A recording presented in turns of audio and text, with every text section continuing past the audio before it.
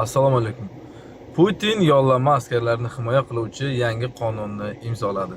Rossiyada prezident Vladimir Putin imzolangan yangi hujjatga ko'ra kim Rossiya armiyasida hujjatlar asosida, shartnoma asosida urushga, jangovar operatsiyalarda ishtirok etgan bo'lsa, chet elliklarga tegishli chet ellik fuqarolari Rossiya Federatsiyasida Jinoyat protsessual kodeksining kiritilgan o'zgartirishlarga ko'ra Rossiya armiyasida shartnoma asosida xizmat qilayotgan jangovar harakatlarda qatnashgan xorijiy fuqarolarni javobgarlikka tortish uchun boshqa davlatlarga ekstraditsiya qilish emas, boshqacha aytganda, agar bunday shaxslar Rossiya hududida bo'lsa, hatto uning vatanida jinoiy ish ochilgan bo'lsa ham, Rossiya uni o'z mamlakatiga topshirmaydi.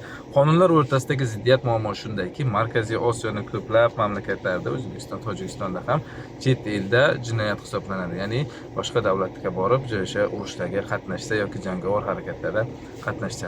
Markaziy misol uchun O'zbekiston Respublikasi Jinoyat kodeksining 154-moddasida yollama askarlik uchun jinoiy javobgarlik belgilangan. Unda esa 5 yildan 10 yilgacha o'sha ozodlikdan mahrum qilish mumkin. Qirg'iziston qonunchiligida ham davlat ruxsatsiz chet eldagi qurolli mojarolarga ishtirok etgan fuqarolar javobgarlikka tortiladi.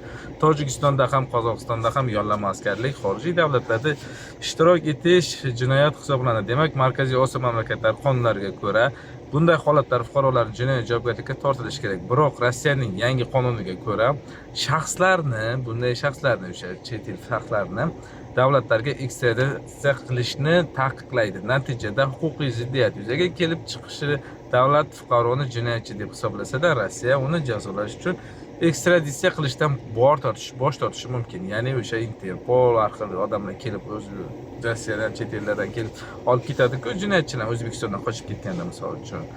Bu yerda urushga qatnaganlar. Shularni endi Rossiya bermaydi.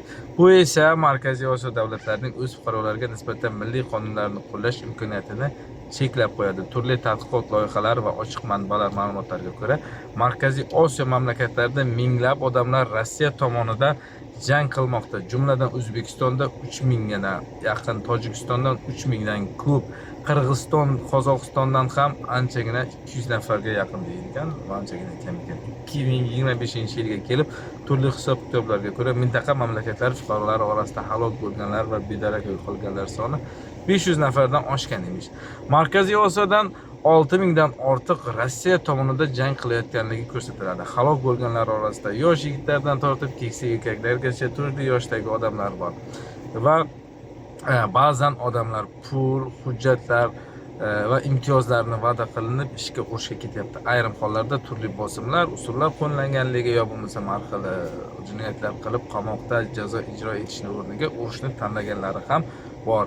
Shu bois O'zbekiston va mintaqadagi boshqa davlatlar rasmiylari fuqarolarni muntazam ravishda ogohlantirib kelyapti. Ya'ni chet elda harbiy operatsiyalarda ishtirok etish jiddiy huquqiy va hayotiy oqibatlarga olib kelishi mumkin.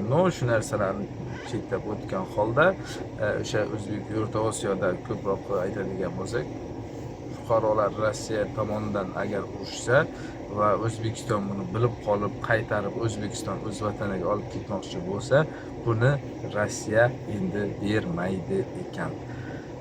Shunaqa gaplar do'stlar. Nima bo'lganda ham tinchlik bo'lsin, avvalambor urush tezroq tugasin.